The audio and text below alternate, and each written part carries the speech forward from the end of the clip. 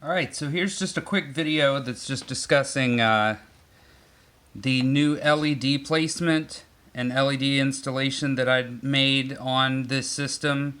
I'm kind of breaking it down for you guys. I had a couple questions about it, so decided to go ahead and make a video once I got everything set up and in place. First of all, just to explain this is actually was a failed project that was going to replace the heat sinks on the interior here on the chips, but I couldn't get it to work out the way I wanted it to, so rather than wasting the money, I just decided to add the extra copper here, so that's why it's there, and it's in that special little design there. You can see that I have a green LED installed. My wife painted the control ports, and that's still a work in progress, actually.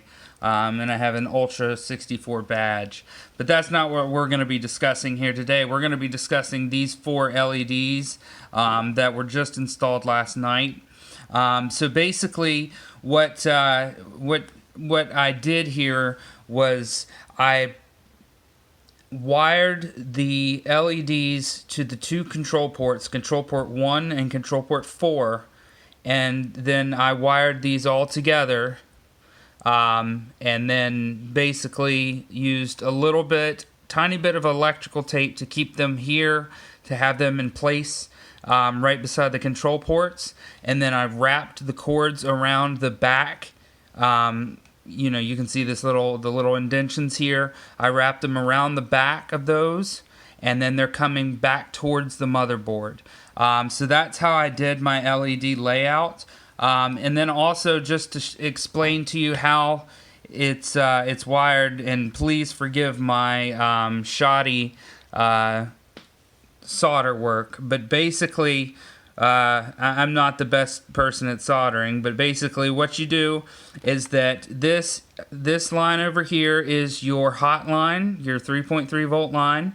The center is your data line, and then the one over here on the corner here where I have the black wire is going to be your ground line, and that works across all ports. So you just wire those up, and you can get three. I think it's three. If anybody's watching this, correct me if I'm wrong, but I believe it's 3.3 volts that comes out of that. But it's plenty of power and plenty of brightness for this project. So what I'm going to do is I'm going to go ahead and put all this back together and just kind of show you what it actually looks like when it's pieced together.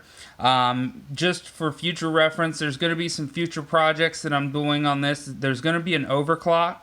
I'm not sure if I'm going to be able to get a fan installed or not, but I'm still going to be planning out some ideas with these copper heat sinks, not these specifically, but some more copper heat sinks, and maybe try to figure out a way to get the copper on the actual chips themselves in the way that I wanted them to be. But anyways, so I'm going to go ahead and move over to this fully set up. I'm not going to go through a reassembly thing because that's not a reassembly tutorial. I'm just going to go ahead and pause the video, reassemble this, and then come back to you guys once I have the 64 put together. Alright, so now I have the 64 reassembled, and I'm just going to show you guys what it looks like. This is, I have natural room lighting and just a lamp on, so that's just for reference. That's the way the lighting is currently, so that shows how bright this is. It's really not super bright. It's not as bright as what it looks like on camera. But it is bright enough to really show out that orange and everything. So yeah, so that's what it looks like. That's how I did it. It's a really super easy mod, as long as you have decent or just basic soldering skills. Again, like I said, I'm not that great at soldering, and I managed to do it. The problem is that these controller ports, the rails on these, are very hard to solder.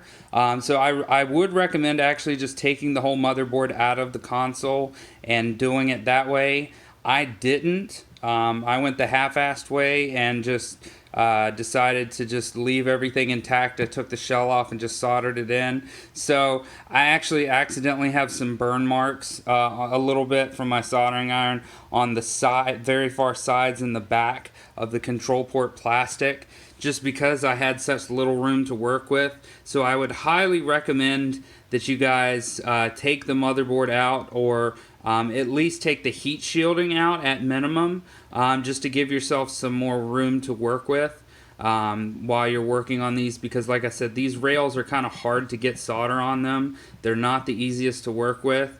The rest of it is easy. It's the only hard part is actually just getting the wire soldered to these rails properly. But once you do, that's what this looks like. So yeah, again, that's the whole video. I really appreciate you guys watching it. Thanks.